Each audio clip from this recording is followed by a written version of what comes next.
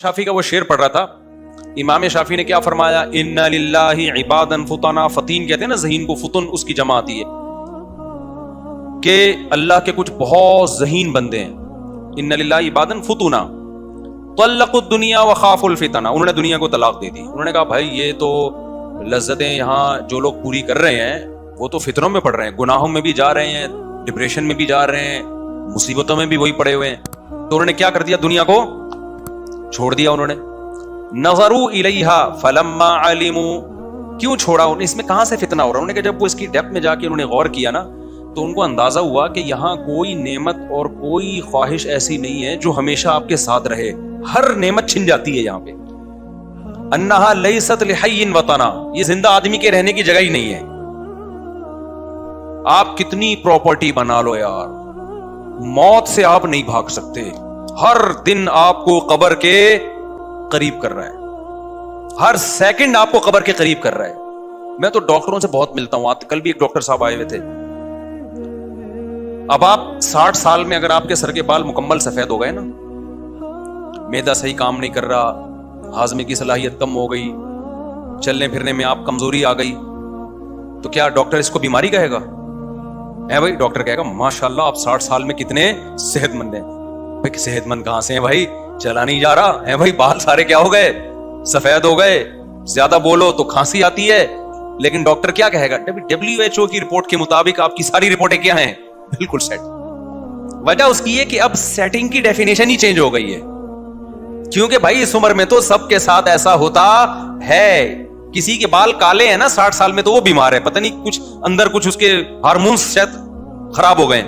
मेरी उम्र जब 42-43 साल हुई तो मैं कहीं नजर टेस्ट करवाने के लिए गया, इधर ही कहीं करीब में ना, तो 6/6 थी मेरी दूर की नजर। तो नहीं, मैं नहीं गया, अपने बच्चे को लेकर गया, उसकी नजर का मसला आ रहा था। तो डॉक्टर ने कहा आप भी नजर चेक कर लें अपनी। मैंने कहा मुझे सब नजर आ रहा है भाई, मैं बिल्कुल फिट फाट हूं, कोई नजर में कमजोरी नहीं है। फिर उसने दूर की नजर चेक की तो बिल्कुल 6/6 थी। उसने कहा करीब की चेक कर ले। मैंने कहा मुझे सब नजर आता है भाई, ये कोई कि मैं बातें 4-4 शादियों की कर रहा था और मैं बोलूं मेरे चश्मा लगे, तो मुझे वैसे भी अच्छा नहीं लग रहा था कि जो मेरे मुरीदीन हैं उनके हौसले टूट जाएंगे।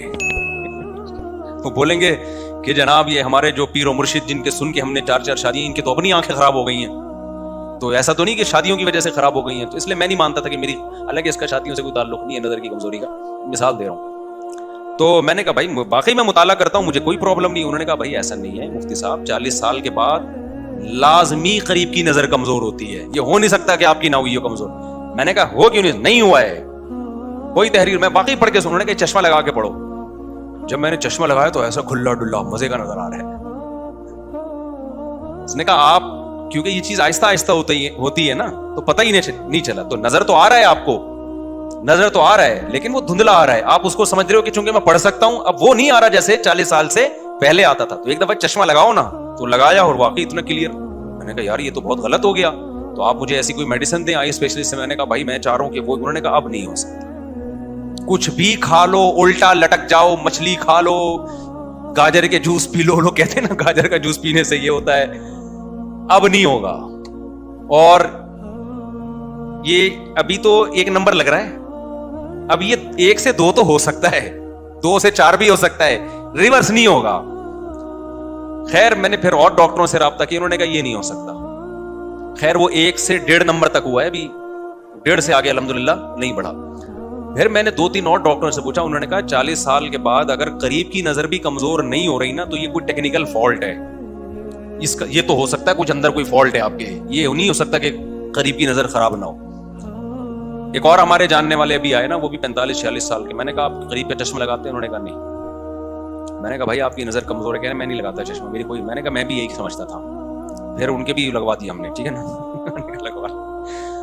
तो कहने का मकसद क्या है, मेडिकल साइंस भी यहां आके फेल है, डॉक्टर भी यहां आके वो कॉम्प्रोमाइज कर लिया है कि भाई मौत तो है। तभी डॉक्टर जो एंटी एजिंग चीजें आपको बताते हैं ना, कि आप ये चीजें खाएं तो आप जल्दी बूढ़े नहीं होंगे, आप देर से मरेंगे, आप देर तक जवान रहेंगे, वो तमाम डॉक्टरों का इत्तेफाक है कि एंटी एजिंग का मतलब ये नहीं होता कि रिवर्स होना शुरू हो जाए, आप एज आपकी उल्टी होना शुरू हो जाए। उसका मतलब ये होता है کہ اگر آپ نے 60 سال میں بوڑھے ہونا تھا تو یہ خوراک کھائیں گے تو 65 میں ہو جائیں گے آپ, اور بہت اچھی صحت کا خیال کیا تو جو بڑھاپا 60 میں آنا تھا وہ 70 میں آ جائے گا. یہ نہیں ہو سکتا کہ آپ نے ہر وقت زیتون پینا شروع کیا اور دیسی گھی اور صبح شام ایکسرسائز اور شہد اور جناب کشتے مشتے کھانا شروع کیے, اب جناب 60 سال میں آپ آ کے رک گئے ہیں, 60 اور 70 میں کوئی فرق ہی نہیں ہو رہا. ایسا نہیں ہے میرے بھائی, جیسے جیسے عمر بڑھنا شروع ہوگی اس بڑھاپے کے پروسیس کو سلو تو کیا جا سکتا ہے, روکنا کسی کے باپ میں بھی دم نہیں ہے. اور جاننے والے ڈاکٹر ہیں, میرے داڑھی کا بال سفید ہونا شروع ہے نا, تو میں نے ان کو فون کیا, میں نے کہا داڑھی کے بال سفید ہو رہے ہیں, کچھ کائنڈلی اس بارے میں آپ کچھ مدد کر سکتے ہیں؟ تو کوئی دوا, کوئی میڈیسن, کوئی سپلیمنٹ. تو انہوں نے کہا کہ مفتی صاحب آپ کی ایج کتنی؟ میں نے بتایا اتنی ہو گئی. انہوں نے کہا کہ اب آپ اس پہ غنیمت شکر ادا کریں کہ بال ہیں, اب اس پہ نا ٹینشن لے کے بال سفید ہو رہے ہیں. اب تو اس عمر میں جتنے بال بچ جائے نا, اس پہ اللہ کا لاکھ ایک ایک بال کو سنبھال کے رکھیں. اس پہ یہ نہیں کہ اتنے سے رہ گئے, جتنے رہ گئے نا اس پہ اللہ کا شکر ادا کرو.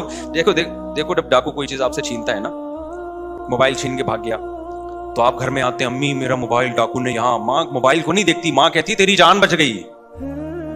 ماں یہی کہتی ہے نا کہ بیٹا موبائل گیا, تیری کنپٹی پہ بندوق رکھی تھی, مجھے تو خوشی اس بات کی ہو رہی ہے اللہ نے تجھے زندگی دے دی. تو 40 سال کے بعد جتنے بال آپ کے سر پہ رہ جائیں یا داڑھی پہ رہ جائیں تو آپ اللہ کا یہ شکر ادا کریں یہ رہ گئے ہیں, ٹھیک ہے نا.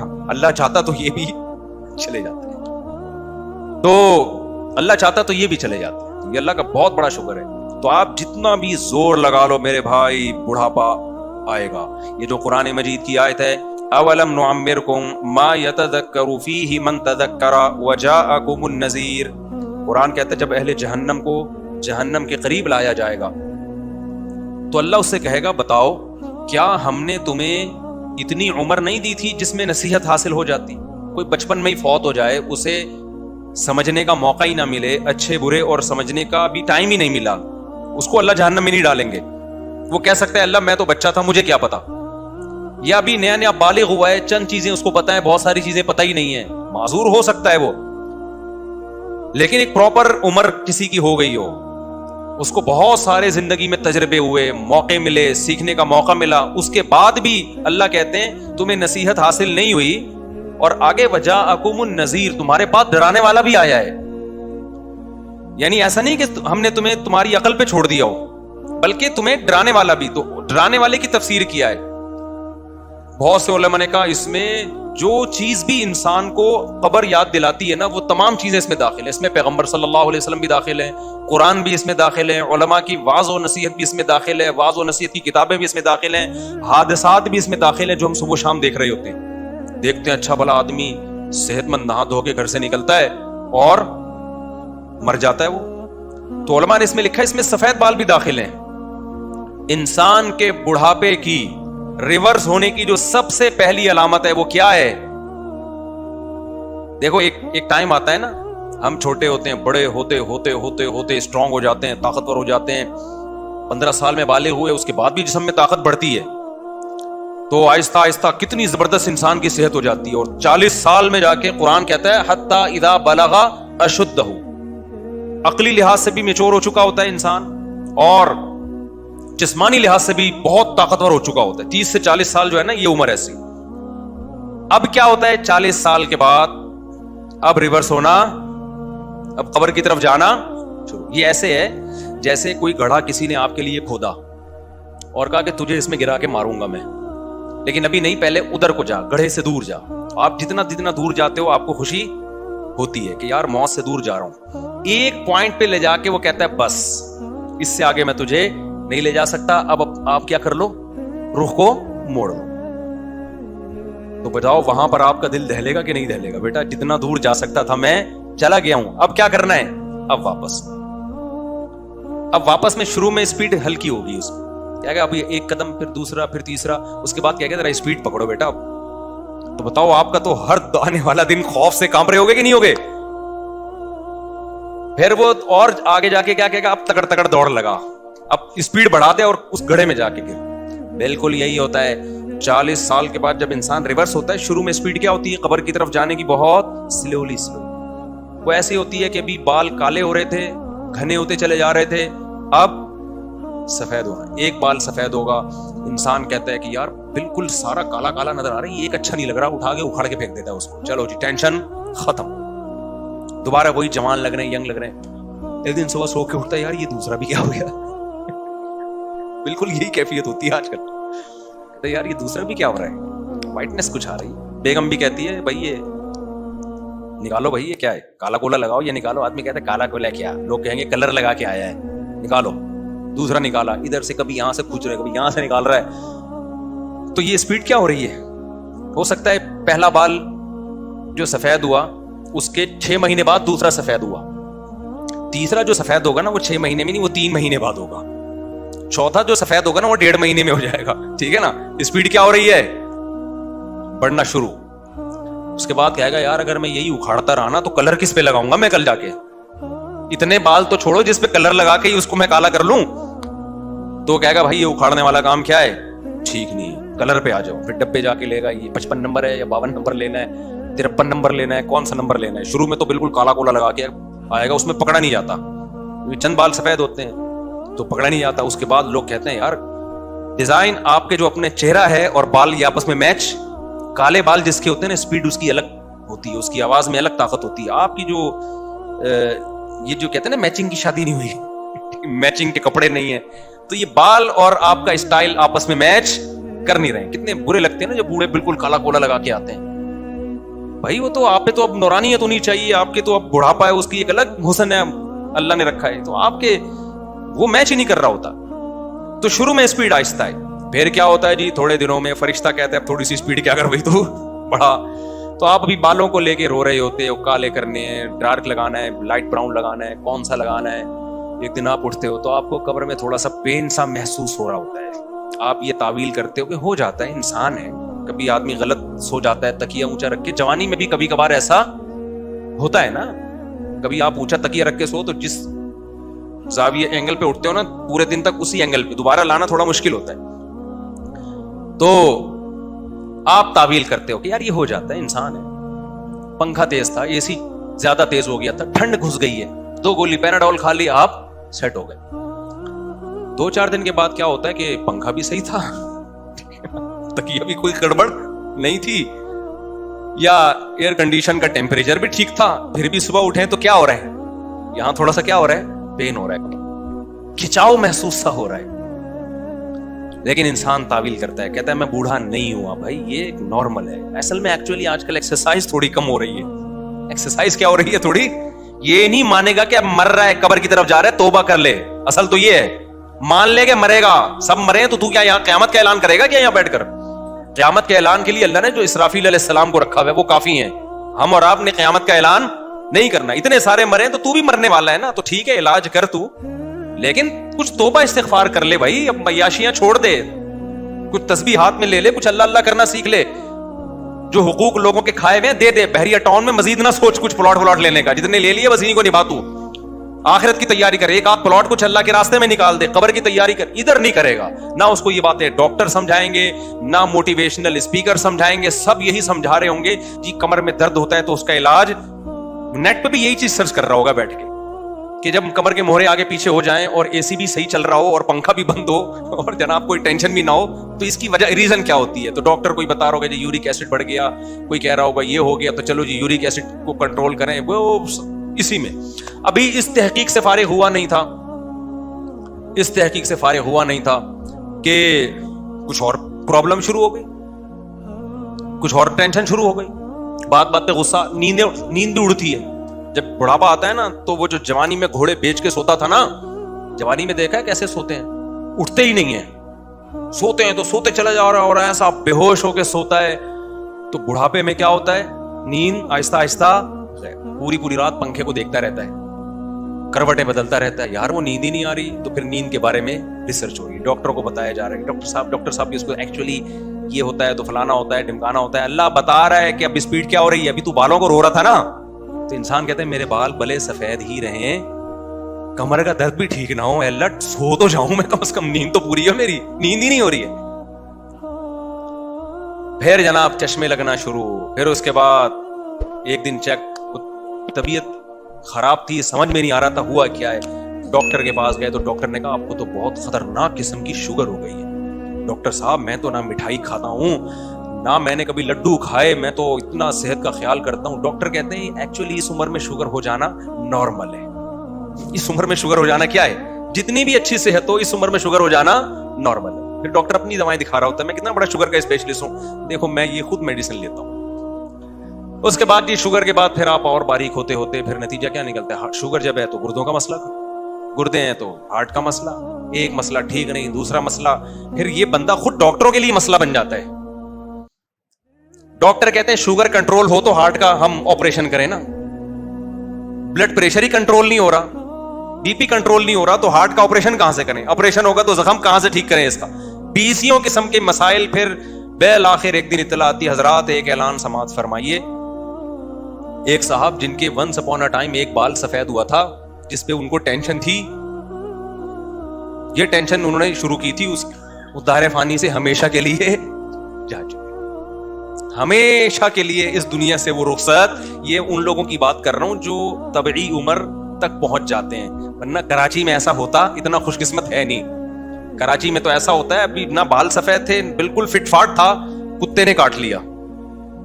یہ ہو رہا ہے, بائک پہ جا رہا تھا, سامنے کتا آیا گرا اور پیچھے سے ٹرک آ رہا ہے, اسی کے پیچھے پیچھے کون آ رہا تھا, ٹرک, وہ کچل کے چلا گیا, دھماکہ ہوا, 6 بندے مر گئے. اللہ بچائے ہم سب کو ایسی آفات سے. تو ہمارے پاس تو اور 20 طریقے ہیں مرنے کے.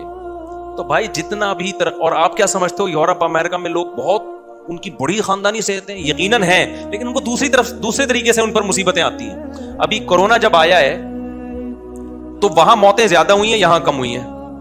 تو وہ سارے صحت کے جو ان کے اصول تھے نا وہ وہاں جا کے کیا ہو گئے, فیل. یہاں ہم بچ گئے, مجھے بھی کورونا ہوا, یہاں بہت سارے, یہاں ڈیتھ کا ریشو وہاں سے کم تھا, وہاں تو ایک ایسی لپیٹا ہے نا کورونا نے. جو بیچارے بہت زیادہ صحت کا خیال رکھ کے 70-80 تک پہنچے ہوئے تھے, کورونا نے سب سے پہلے کہا کہ بھائی تم نے بہت خیال کر لیا, تم جا ہی نہیں رہے. ٹھیک ہے,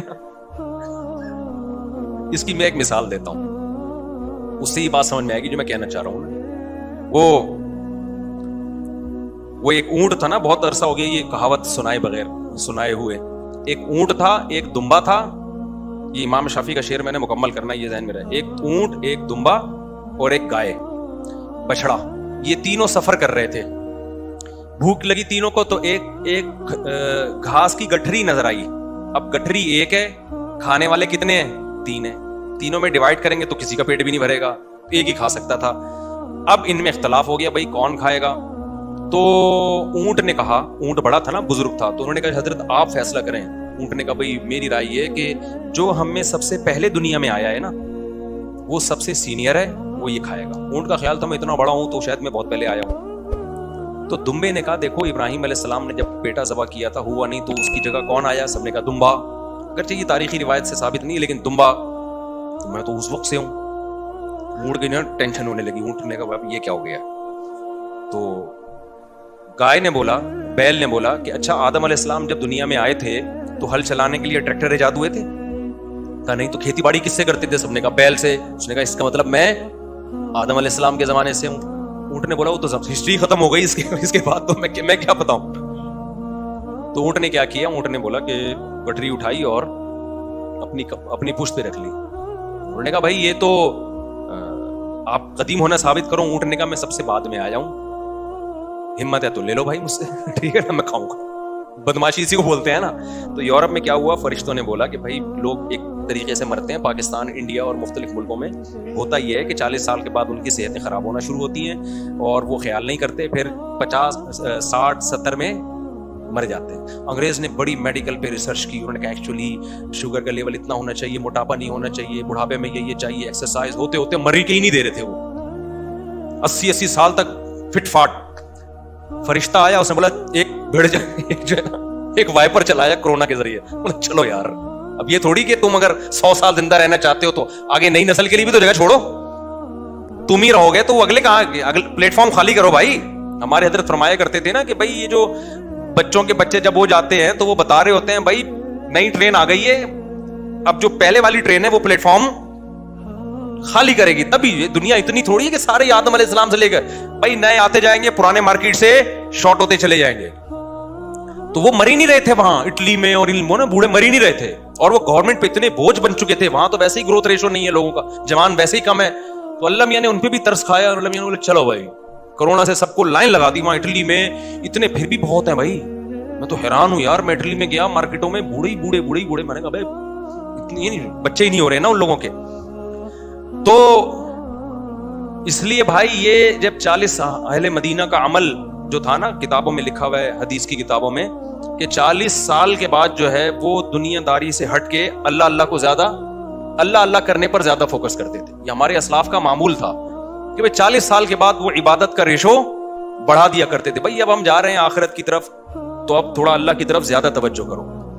بلکہ یہاں تک بھی ہے کہ بڑھاپے میں اس کا خیال کرتے تھے اپنے دل کا, کہ ہمارا دل کہیں جائیدادوں میں, بنگلوں میں, اولادوں میں تو نہیں اٹک رہا.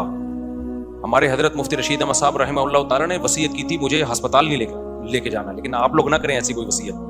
حضرت فرمایا کرتے تھے میں اس لیے بھی منع کرتا ہوں ہسپتال سے کہ جو آخری وقت ہے نا یہ بڑا قیمتی ہوتا ہے, یہ اللہ کو یاد کرنے کا ٹائم ہوتا ہے. ہسپتالوں میں جا کے جو ماحول ہوتا ہے نا اس میں انسان اللہ کو بھول جاتا ہے. تو کہا کہ ٹائم پہ مر جاؤں, یعنی جلدی مر جاؤں, اس کا مجھے غم نہیں ہے, لیکن جب مرے تو کس کو یاد کر کے, اللہ کو یاد کر کے. تو گھر میں آرام سے مرنے دینا مجھے. آپ لوگ ایسا نہ کریں, آپ لوگ ہسپتالوں میں جائیں, ہر ایک کا تقوی کا لیول دوسرے سے فرق ہوتا ہے. اور اپنے ابا کو بھی نہ کہہ دینا کہ ابا چونکہ اللہ کا ٹائم زیادہ بہتر ہے تو آپ کو میں ہاسپٹل ہی لے کے جا رہا. تو بڑوں کو تو حتی الامکان بچانے کی کوشش کریں, آپ کی محبت کا یہی تقاضا ہے. تو وہ کہتے تھے کہ بھائی ہسپتال میں نہ لے کے جاؤ, بس مجھے میری عمر اتنی ہو گئی ہے تو آرام سے مرنے دو, گھر میں اللہ کر کے دنیا سے جانے دو. ہمارے ایک سسر صاحب, ان کا انتقال ہو گیا, اللہ ان کی مغفرت کرے. ان کی بھی آخر عمر میں نا ان کو کینسر تھا. میں جب ان سے ملنے کے لیے گیا تو حافظ قرآن تھے ماشاءاللہ, تو میں نے دیکھا ان کی بھی کوئی غم نہیں ہے. جیسے ہوتا ہے نا جو ڈاکٹر بتا دیں کینسر ہے, اب تو گئے, اب تو مر گئے تو کیا ہوگا. میں نے دیکھا تکلیف میں تو تھے, کیونکہ یہ ریڑھ کی ہڈی کی طرف کا کینسر تھا, بہت پین تھا ان کو. تو جب میں ان کی عیادت کے لیے گیا تو انہوں نے کہا کہ بیٹا ہم نے اپنے بڑوں سے سنا ہے, وہ بھی حضرت مفتی رشید احمد صاحب سے بیعت تھے. میرے سوسر ہیں نا جو پہلے انتقال ہو گیا, اب تو وہ بھی حضرت سے بیعت تھے جن سے میں بیعت تھا نا, تو ایک ہی جیسی تعلیمات ملتی تھی سننے کو. تو انہوں نے فرمایا کہ بیٹا ہم نے تو حضرت سے یہی سنا ہے کہ صحت بھی اللہ کی نعمت ہے اور بیماری بھی اللہ کی نعمت, تو بس اچھے اعمال پہ موت آ جائے. تو مجھے اتنی ایک حسرت ہو رہی تھی اور اتنا ایک رشک آ رہا تھا کہ ان کی موت کتنی قریب ہے اور زبان سے کیسے اچھے الفاظ نکل رہے ہیں. کوئی حواس باختہ نہیں ہوئے, کوئی چہرے پہ بے اطمینانی نہیں ہے, اور کہہ رہے چلو اللہ نے ساری زندگی خوشیوں میں رکھا ہے, اب ایک آزمائش میں ڈال دیا, تو اگر صبر کی توفیق مل رہی ہے تو یہ بھی اللہ کی نعمت. اور اسی میں انتقال بھی ہو گیا پھر ان کا, اللہ تعالیٰ مغفرت کرے. دنیا دار آدمی کو دیکھا ہم نے ایسا نہیں ہوتا, وہ پاگل ہے, وہ تھوڑی سی پھنسی نکلنے سے پاگل ہو جاتا ہے. تو امام شافعی رحمہ اللہ کا میں شعر سنا رہا تھا, یہ بات تو سمجھ میں آ گئی نا, اسپیڈ بڑھتی چلی جاتی ہے. شروع میں کم بیماریاں, پھر ایک بیماری ٹھیک نہیں, دوسری ٹھیک نہیں, تیسری ٹھیک نہیں, چوتھی, بڑھاپا خود ایک بیماری ہے. بالآخر ایک دم اعلان ہوتا ہے کہ بھائی آج اس دار فانی سے چلے گا. تو ہم سب ریورس ہو رہے ہیں بھائی بہت جلدی. اور جو جوان آدمی ہے جو ابھی 40 سال کا نہیں ہوا, وہ اس خوش فہمی میں نہ رہے کہ میرے پاس تو بہت زندگی ہے. بھائی کتنا ٹائم لگتا ہے, یعنی ایسا ہی ہے جیسے یوں گھما کے واپس. ہم اپنے ماموں کی نا موٹر سائیکل صاف کیا کرتے تھے پہلے زمانے میں. بڑے جو ہے نا وہ اپنی گاڑیاں, بائکیں سب اپنے بھانجوں, بھتیجوں, بچوں سے صاف کروایا کرتے تھے. آج کل یہ خدمت بھی بڑوں نے لینا چھوڑ دی, جس کی وجہ سے بچے بگڑ رہے ہیں. ہمارے ماموں ہیں بھی اللہ ان کو حیات دے, امریکہ میں ہوتے ہیں. تو وہ جب بھی آتے ہیں نا, پنجاب میں رہتے تھے, ادھر آتے تو انہوں نے GTO 100 رکھی ہوئی تھی, اب تو وہ بائک آتی بھی نہیں ہے. تو ہر جمعے کو ہماری چھٹی ہوتی تھی, ہمارے ذمہ تھا کہ ان کی بائک کو صاف کرنا. ہم لگے ہوتے تھے کپڑے, سارے بھانجے بھتیجے بچے بائک کو نا, کوئی یہاں سے صاف کر رہا ہے, کوئی ادھر سے صاف کر, چمکا دیتے تھے. اس کے بعد ہمیں انعام یہ ملتا تھا کہ بائک پہ ہمیں چکر دلائیں گے. وہ ہم بڑے خوش ہوتے نا, وہ بھائی بڑا مزہ آتا تھا موٹر سائیکل پہ بیٹھنے میں. وہ کرتے کیا تھے, یوں گھما کے نگلی گلی سے واپس. ہمیں بڑا غصہ آتا تھا یار یہ کیا ہے, کیونکہ اتنے سارے بچوں کو کہاں تک چکر دلائیں گے نا. تو بس ایک چکر دلایا, واپس چل بھائی ادھر, دوسرا گھمایا. تو مجھے یاد ہے جب یوں کر کے ٹرن مارتے تھے نا اگلی گلی سے, اس وقت ہمیں غصہ آتا تھا. ہمارا خیال تھا یوں جائیں گے, وہ ادھر سے گھما کے آدھا گھنٹہ تو کم از کم چکر لگے گا. لیکن وہ کیا کرتے تھے, یہاں گئے اور یہاں سے فوراً ٹرن, جیسے ہی ٹرن مارا ہم سمجھ گئے یار ان کی تو نیت ٹھیک نہیں ہے. ہر دفعہ یہی ہوتی تھی دھاندلی ہمارے ساتھ. تو اب ہمیں پھر اس میں نا چکر میں مزہ ہی آنا ختم ہو گیا. ہم نے کہا بھائی یہاں سے بٹھائیں گے, تھوڑا سا بھی بائک پہ مزہ آنا شروع ہوگا تو گھما لیں گے. بالکل یہی ہے کہ آپ جو ابھی 40 سال کے نہیں ہوئے نا، 20 22 22 25 سال کے ہیں، ان کا چکر ایسا ہی ہے. تھوڑا سا ٹائم لگتا ہے. 40 سال کے ہوئے تو ٹن مار کے ادھر ہی آنا ہے جہاں باقی گئے ہیں. تو یہ وہی چکر ہے، زیادہ لمبا چکر نہیں ہے. تھوڑا سا آگے جاؤ گے، صحت روز بروز اچھی سے اچھی ہوگی، اس کے بعد 40 سال میں بس گلی آگے بند ہے بھائی، اب واپس چکر لگاؤ، چلو جی واپس آ جاؤ. تو اس لیے اترانے کی تو بالکل بھی ضرورت نہیں ہے. ایک ہی حل ہے، خدا کی قسم اس کے علاوہ کوئی حل نہیں ہے کہ کمپرومائز کر لو، موت سے دوستی لگا لو اور اس دنیا سے دیواروں اینٹوں سے دل لگانا چھوڑ دو.